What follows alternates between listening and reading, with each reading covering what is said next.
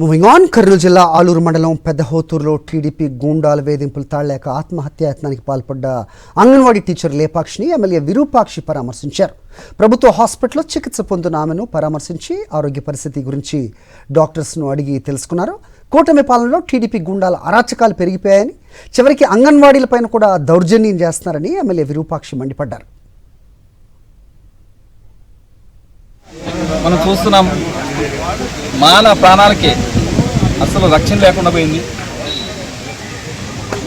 ఇప్పుడు టీడీపీ గుండాలు ప్రతి గ్రామంలో ఇంత విచ్చలవిడిగా ఇప్పుడు అంగన్వాడీ టీచర్కు ఇంత అన్యాయంగా వాళ్ళ ప్రాణము ఆమె చెప్తుంటే మనకే చాలా బాధేస్తుంది.